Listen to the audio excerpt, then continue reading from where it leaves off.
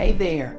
Are you planning to use your golf as a business tool or perhaps just get more involved and engaged in the sport? Maybe play in a few tournaments, whether that's a corporate fundraiser, or maybe you're going to the next level and thinking about even joining a league. If so, this is the video for you because you need to really understand why it is so critical that you understand those red, white, and yellow penalty areas out on the golf course. So stay tuned and let's get into it. I'm Dr. Greta. So happy you're here. And I really want to talk to you about a couple of things with golf. One of the coolest things about our sport is that unlike basketball or football or tennis or those other things, golf is self-regulated. And when I say that, what I mean is this. We call penalties on ourselves. Can you imagine if LeBron and the guys in the NBA or the soccer players or football as it's known in most of the world had to call penalties on themselves? Oh my God, people would be flopping everywhere, right? Not the case in golf. We call penalties on ourselves. Now, if you notice, even if you watch golf at the highest levels, the tour levels, the players, in most instances, will, if an infraction is incurred, they will alert their playing partners and then they'll alert the officials. Again, golf is a sport of honor, and so we call penalties on ourselves. Now, with that being said, you can't call a penalty if you don't know what you're doing wrong, right? And I know it's not the court of law, but ignorance is really no excuse. So if you're out playing in a situation or an environment where the expectation is that you know the rules of the game, then that means that you also understand the penalty areas of the golf course. So it's essential that we really get down to it and that you understand that. So if you've participated in any of my online academy programs or courses, you'll know that I spend quite a bit of time emphasizing the significance and the importance of knowing more about golf than just hitting the ball. While that is important, being a good golfer and a good golf citizen, as I like to term it, involves knowing quite a bit more about the game. And of course, it's a process, but it's significant nonetheless. But today, right now, we're going to focus on 3 massive reasons that you really do need to understand what those penalty areas, those areas that are marked with red, white, and yellow stakes or colored lines out on the course really mean, okay?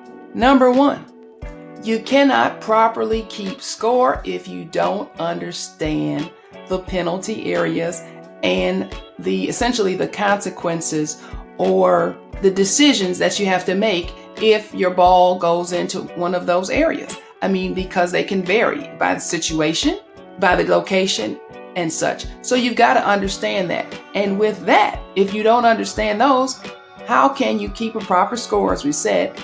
But next step, how can you establish an accurate and realistic handicap? Because after all, let's just say you're playing rounds to accumulate the proper number of scores to establish your handicap and or maintain your handicap. If you don't know the penalties that you're incurring and you're making incorrect decisions around those penalties, your scores are not correct, which means that your handicap is flawed. And that could, be one way or the other, too high, too low. We don't know, but we know it's inaccurate. Those are big deals. We need to understand what those areas mean. And by the way, if you don't, we have a really popular and a really great video, which we'll post the link up here, that is very detailed about understanding what exactly those red, white, and yellow penalty areas out on the golf course mean. So check it out. Number 2, knowing and understanding the penalty areas allows for clarity in course management. Well, Dr. Greta, what does that mean? Well, that means that I need to be able to understand and make decisions based on my existing skill set and risk tolerance, essentially, about where I want to place the ball, right? So let's say, for example, I'm a newer developing golfer and I just really don't want to go in bunkers. So I may choose to take a longer route or maybe an extra shot or two, whatever the case may be, to avoid the bunker, because bunkers right now stress me out. I haven't had a chance to get started on that, whatever. I'm getting thin. We know all the things that can go awry with a shot out of the sand for some people.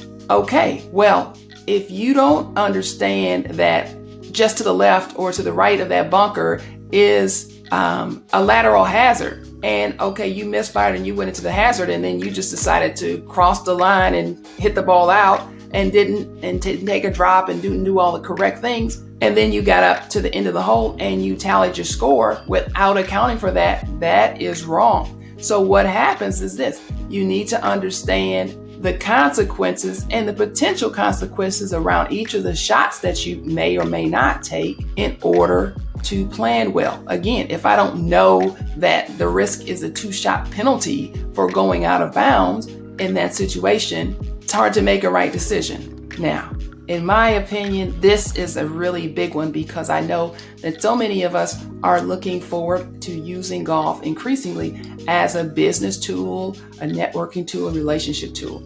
Now, unless it's specifically stated that, hey, everyone out here is just about moving the ball around and we don't care about the rules, I would encourage you to consider this. If you posit yourself as a golfer to others, they're likely thinking that you also know the rules of the game.